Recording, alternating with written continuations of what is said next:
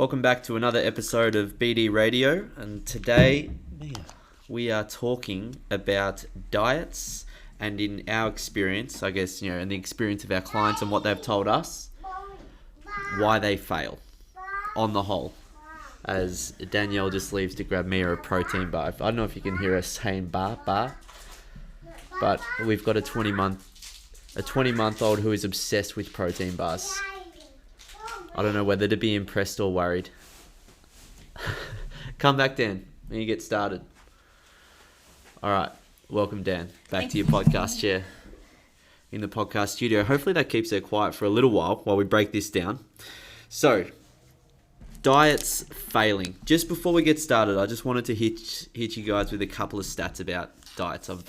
For the first time ever, I've done a little bit of research before this podcast. Watch out. And this is based on Americans because I couldn't find any data on Australians. But as we know, there's a large crossover between the two cultures, obviously, much to the chagrin of many Australians. So the average lady in her lifetime will try a diet 120 times. Wow. Will begin a new diet 120 times. Maybe the same diet twice, but will begin a new diet 120 times. That breaks down to an average of 5 times per year they'll start a new diet, which is crazy. Basically a diet every 2.5 months, even less, 2 months, 2.25 months, 2.25 months. Let's not get caught up in the detail, Ben. Not get caught up in my 4th grade maths, but basically every 10 weeks a new diet. Just on top of that, so 99% of Australians don't eat enough vegetables. 75% of Americans say that they eat healthily, despite the evidence against. I was about to say that's very contradictory, but anyway. But in our experience, though, I'd agree with that. Let's be like, oh, I eat well. It's sort of it's like an automatic answer without actually thinking about it. People for sure. say it to me all the time. Yeah, for sure. 50% of Americans are on a diet at any one time. So 1 in 2, if you ask them, are you on a diet? They will say yes. Or like an eating plan or anything like that. And that is my diet stat. So the dieting industry is just billions of dollars. And it's saturated with misinformation. And I guess it's such an emotional field that it can be really hard to navigate. So my question to you, Danielle, what diets have you tried before and what sort of results have you achieved on those? Me personally, I have tried the paleo diet. I did that very successfully for a long period of time. And just on that though, before you go, what does successfully mean? So I could maintain it. I found it to be quite maintainable. Sustainable is the word I'm looking for. Yeah. And it was very different for me having grown up on a Mediterranean diet. How long did you do it for? About 2 years. And what would you say were the pros? I was very, I had a lot of energy. So I pretty much had no grains, no dairy. Oh, yeah, that was going to be my next question. Yeah. What is the paleo diet? Yeah. So no dairy, no grains, no legumes. So it's basically just whole foods, whole heap of fruit and veg, lean proteins, and quality fats. Yep. And I really enjoyed it.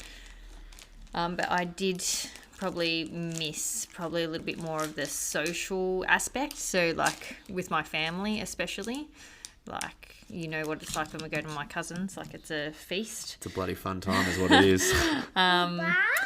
So I probably did miss out on felt like I missed out a little bit there, but still I felt like I could maintain it. When I'd go, I would just be selective about what I ate, and everyone knew what I was doing, which is probably the biggest thing I'd say when it does come to your diet and what you choose to do.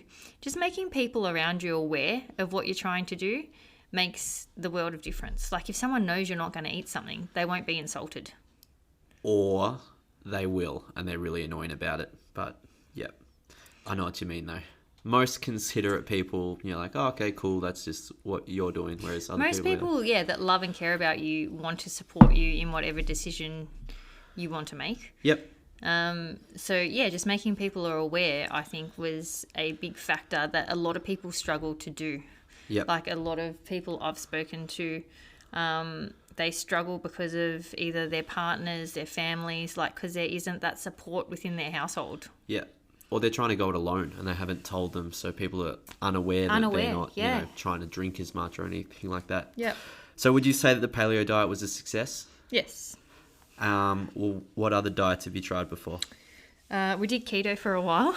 Oh, God, that We did. sucked. So Ben and I decided to do that a few years ago. Yeah, ages ago now. and Like that- 2016, maybe? Yeah, I think so. That feels like forever. It was before we opened the gym. Yeah, it was for Yeah. sure. And we did that as some research. So obviously, Yeah, we just wanted to try it. yeah, given what we do, it's good to kind of have your own personal experience so you can Yeah. relate. And not just be quoting articles or what we've read. Yeah, yeah. And I would say that was unsuccessful. Oh, God, we hated it. I didn't enjoy it. I did feel very full. All the time, but like too full. Like sluggish. Yeah, sluggish. Yeah, that's a good. So just so much fat. Oh, God. Just a lot of fat. Yeah. And to be honest, I feel like I kind of missed out on a lot of things I enjoy when we did that. Yeah, like pizza and pasta. Not like yum stuff. Like, yeah, keto was tough. I didn't like it either. And Yeah. like, I thought going into it, I'm like, this is going to be awesome. Like, you know, just bacon and eggs and like, you know, all food I like. But God, when you have it all the time, you're like you Not lose enough- the taste yeah, for it. not enough enough- variety. Not enough fruit and veg for me personally. Yeah. Like I find that's the stuff that makes me feel really good. Even I miss the fruit and veg, and I'm not massive on that. Yeah. Thank you, Mia. Yeah. What else we done? Oh, I did fasting for a while. Yeah, you did fasting. It was all right. Like, I guess people like fasting because it's fairly convenient. Like, it's pretty convenient not to eat breakfast. Well, people know what to do. It's easy. Yeah, it is. It's easy to implement. Like- It's like, cool, I'll just not eat until 12. Yeah. Like, easy. But, I mean, it's a pretty fancy pants way of just eating less. Like, there's no real benefit to it apart from that. Like, when people start to quote, you know, like, cell autophagy, like, oh, you know, it kills all the old cells and keeps you strong and keeps you switched on, like that stuff only really happens, like, after a really extended fast, not like I went to bed at 8 o'clock and next time I ate was lunchtime. Like, it's not Yeah. long enough. Yeah, yeah. So, There's a lot of research if you do want to look yeah, up yeah, fasting. like fasting is quite there interesting. are. Yeah, I was about to say there are. I've read Yeah. a lot of benefits, mainly for men. Yeah, Women, we're just so much more sensitive. volatile. Yeah, like our hormones play a big role. So Yeah. it's not. I definitely wouldn't promote it to. Yeah, it's probably more any important women. for ladies to be consistent. Yeah. Consistent intake across the day, just to help your body feel safe.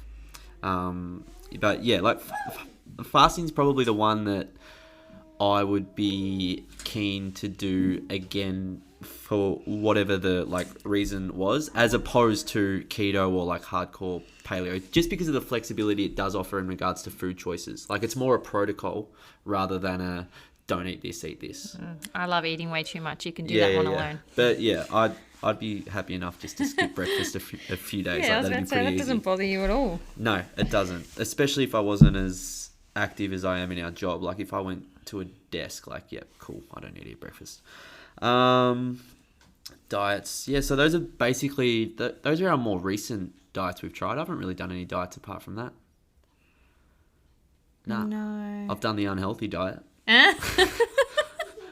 That was Even good. me is laughing at He's that. laughing at that one.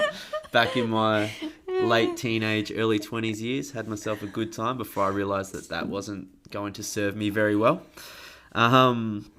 But basically, I guess, you know, the whole point of this podcast at the moment is it's not necessarily about us, but we just want to give you a little bit of a like context on the stuff that we've tried and what we've found that's worked and hasn't worked. And I guess like what leads people to make these decisions that like will really greatly impact their future. And I guess what we wanted to do was break down like what people normally do when they start a diet. Yes, thank you. I'm just giving Mia some water for those at home. Okay, thank you. What people normally do when they're starting a diet and like what they should do. So what do you see, I guess, you know, let's say it's January 1. All right, it's New Year's. Like, And that's probably the most common time for people to really hit some yearly goals, which like yearly goals are good, but not if applied incorrectly. So what do you see are the biggest mistakes when people are starting a new diet? That they think of it as short term. So it's Ooh, good like one. a lot of people just say, oh, like after Christmas I'm going to, for January I'm going to, or dry July. Yeah, something like that. It's very targeted, short period of time. Whereas if they could actually just reduce what they were doing. So Over if, for 12 months. example, if they're trying to reduce their alcohol intake, Yep. if they could just do that gradually over a 12-month period, the benefit they would get from that would be so much bigger Yeah. than having a month of absolutely no alcohol and then having excessive alcohol Yeah. the other 11 months. Long-term consistency trumps short-term intensity always. Always. I read that on Instagram. I'm like, it's my favorite. Oh, it's so true though.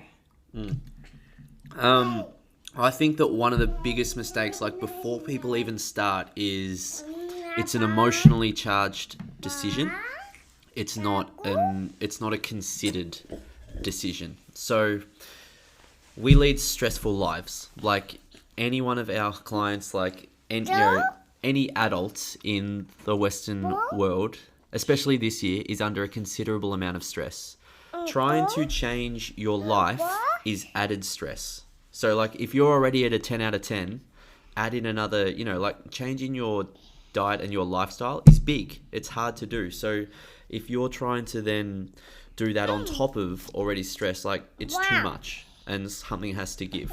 So making a considered decision around, am I ready to make changes? Is this timing good for me? Like, do I have the support I need? Like, am I getting a coach? Am I doing it by myself? Like all of these things play a big role like before people start. Whereas I think lots of people will see something on social media in particular, or a picture of themselves, or they'll weigh themselves and be like, oh my God, I need to start right now. And then they're just like, okay, I've started a diet. So Yeah, not only that, I need to start right now. And they go from 0 to 100. Yeah. Well, that's what I mean. It's like they try and do too much too soon. It's all emotional. It's rather than, okay, now if I would expand that, as you said before, it's like, let's think long term. Let's think 12 months. Yeah. So what do I need to do over this next 4 weeks? Okay, rather than skipping breakfast, I'm going to try and have a yogurt. Just something. Just start somewhere rather than starting everywhere. Yeah, people just want that instant gratification. Like, Yeah. I've just had someone finish up today from our 12-week nutrition program, and I was all a bit emotional. But one thing that they said to me was that they found it so achievable because it was broken down so simply, like just focusing on one little thing per week, or sometimes two, depending on where they were at, that it wasn't overwhelming. And then they just consistently built on that week after week after week and had amazing results at the end. Yeah, absolutely. Yeah, it's slow, consistent progression. Like, same as anything. You don't come into the gym and expect to be an Olympian. Like, you have to, learn the skills, learn the technique, like, take your time, slowly build on it. It's exactly the same with nutrition as it is with lifestyle change. Like, if you're sleeping 4 hours a night, you don't instantly go to 8 or 9. You'll just be lying there awake. Like, you go, okay, 5, and then slowly build it up. So, yeah, I think the number one reason that diets fail is people are overly aggressive at the start. And it's just, the funny part is, like, everyone wants results quickly, but the fastest way to get results is to actually go slowly and do it once, rather than spin yourself around and around and around over years before finally taking the slow approach and getting it done. What does surprise me time after time again is what people are willing to do short term, but what they're not willing to do long term. Yeah, but that probably speaks to the decisions that they're making. Like, they're willing to quit alcohol for a month, but not willing to cut down to 2 nights a week for 12 months. So it's like, all right, I'll just try really hard and then I'll go back to doing what I was doing, and it sort of defeats the point. Yeah, there is no change there. Yeah, well, not long term anyway. Like you'll see some short term, you know, benefits obviously. But like I was listening to a podcast the other day, and this guy said that, you know, it was about Americans. He goes, Americans don't have a weight loss problem; they have a keeping it off problem. Like you know, anyone can follow a meal plan for 6 weeks, Yeah. or like a super targeted, you know, like fasting protocol where they only eat one meal a day. Like you can do that for a short period of time, but if you don't have that education on how to maintain it, or how to or how to keep it off, or you know, like how to kind of cycle out of that protocol and, you know, rebuild your metabolism, then it's going to be really, really hard, and you'll just end up going around. And that's probably leads us to the other reason that diets tend to fail. And I think a lot of people make a decision to start a new diet without considering like how much effort they're prepared to give it, so that when it fails, it's almost like they're expecting it. So, you know, they're defeated before they begin. Like, oh, this is just going to be like that other time, or, you know, and not quite prepared to really buy in, and at the risk of making themselves vulnerable, you know, which is hard. Like, no one really wants to be vulnerable. Like, you know, it's a bit scary. And then it's okay, well, I can be let down, but, you know, I've been let down before, and, you know, this is just going to be like those other times. Yeah, one thing I think that is really important is that you do a certain amount of self-assessment, saying like, what am I actually willing to give up? What am I willing to change? Because that should be dependent on the approach you take. And before that, like, do I actually want to change?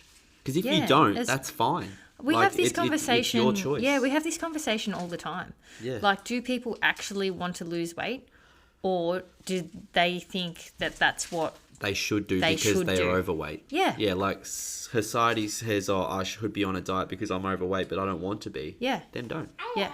You know, it's your choice. Like, you know, there's obvious benefits to losing weight, clearly, like just being at a, you know, little less risk of a bunch of diseases, but no one can, you know, no one can make that decision for you. Yeah, You know, if you it's don't want completely to, up to you. yeah, exactly. If you're not in it and you don't want to do that, then now's probably not the time for you to do that. Yeah, yeah, and that comes back all the way to, I guess, you know, that intrinsic motivation versus extrinsic. You know, and intrinsic is when the motivation comes from you and no one else, and extrinsic is when we're relying on external factors to fire us up. You know, and that can be powerful at the start, but it doesn't tend to sustain people for very long, because after a while, you know, after 2 or 3 weeks, or even 2 or 3 days, like, it gets hard. You know, then it's like, all right, now I'm in the trenches, and, you know, I need to get through this initial hump, because that start's always the hardest. You know, and one of the things that we really hope to hear from our nutrition program, guys who have completed it, is that it's automatic. Oh, it's the things I do now without even thinking of it. Yeah. Oh, that has Perfect. been an absolute blessing. Like, Yeah. hearing that at the end of, well, I've had a couple of people finish up this week. Yeah. And that has just been so nice to hear that, like, Yeah, 'cause that then it's their sustainable. new norm is sustainable. Yeah. Yeah, and it's positive, and they feel like just good about it. Like, oh, this is going to be easy. I know what to do. And that leads me to probably the biggest point, is why where the diets fail, is a lack of investment, not financially, but like time-wise, in the education around what works and what doesn't. So our industry is obsessed with methods, you know, so like how to do this. But what this actually is a calorie deficit. So an energy deficit is what is absolutely required to lose weight. But the way we achieve it is, you know, it can be paleo, Oh. keto, fasting. Thank you. Vegan, It could be vegetarian, remaining on the exact Atkins diet. same diet you're on, but just eating less. It could be remaining on the exact same, like not even changing nutrition from week 1 to week 2, but exercising more. So, like changing your output rather than just changing your input. Yeah. And it completely varies from person to person. So someone who is completely sedentary, does no exercise, don't even worry about your diet. Just go for a walk every day. That's how you change your output. And then once you're in the habit of being active or going to the gym, or maybe you've got a PT or anything like that, then you can start to look at what goes in. But, we've had a bunch of new people sign up at the gym, and it's really, it's obviously a really common goal that we get is weight loss. So, for people who haven't trained before, which is a lot of our new clients, it's don't even worry about your food yet. I just want you to come 3 times a week. Just focus on that. Like subconsciously, they'll start to change their food anyway, just because they're a little bit more health conscious, or they read our Instagram posts or blogs or this and that, or maybe they've had a look at some healthy recipes. Without even trying, they're starting to shape their lifestyle around that, healthier practices and behaviors. So yeah, I was about to say my biggest advice to anyone when deciding to change or start a diet would be find what works for you. Like just because a diet has worked for a friend on Instagram or whatever, if they are doing something that you cannot imagine doing. So if they are fasting and you can't imagine skipping a meal, that's not for you. Just on that as well, like the mental toll of coming up short. Like if you try a diet that had, from the outset, objectively, it had 0 chance of success. Like if you told me, Ben, you're going vegetarian for a month, I'd be like, oh my God. Like, but if I wasn't able to do that, then in my mind, that would be like, oh, another diet I failed at. Without any context as to why or how. It's just in my head now, I'm really bad at a diet. So it's like we lose that, context and clarity around what worked and what didn't work. And all we remember is that, oh, another diet I failed at. So it's so important to, just be clear and like have as much information as possible at your disposal to make the correct decision for you at that time. For you. Education is power. Mia, agree? Good. Anything else? And I'm just trying to think of any other reasons why diets fail. I'm sure a few people at home are like, what about this? But I guess the takeaway is take more than 30 seconds to establish why you are starting the diet.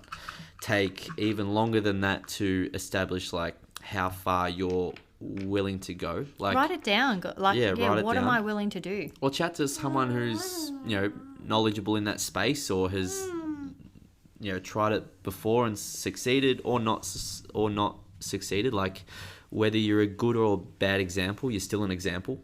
So we can always learn something from anyone. But I guess just take the time to figure out what's possible, and then that'll help give you clarity on what you can do as well. Like if you decide that you're really busy but you have to do something, then you're probably not expecting to get really fast results, which mentally is easier. Whereas if you expect to get really fast results but you can't assign that much of your daily energy to it, then you're probably being a little bit unrealistic. And be honest with yourself. Which is going to hurt your motivation. Yeah, be honest with yourself too. Like people often try and convince themselves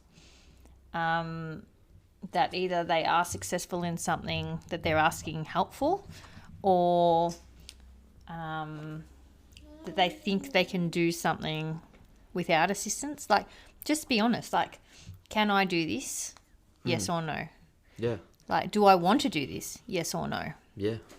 Like, approach it, like, really logically. Like a new job. Yeah. You don't just launch into a new job because you're tired of your old one. You do the interview and you assess it and you chat to your partner. Like, is this going to work? Like it's a big decision to do. And once you lay all that out, like I guarantee if you are more considered in your approach to a diet and more calculated, you will be so much more successful. So much more successful rather than just come Monday, that's it. Iceberg lettuce and ice blocks, you know, like let's get shredded. Like it's just not going to work. So that would be our take home message, wouldn't it? Just be more considered and calculated. Yeah, just, think about it a bit more. And take your time. Exactly, there's no rush. It will happen, but I guess there are more like emotional dangers than actual physical dangers. Like it's more about your mindset around it than it is actually like the reality of what you're trying to do. Beautiful. That was our episode for today. If you've got any questions about diets or anything like that, we are here to help and we'd love to help. So just shoot us a message or an email. We don't really get emails, do we? From Black Friday marketers. Yeah. Cyber Monday sales. So anyway, we'll speak to you guys next week. Have a good week. Bye.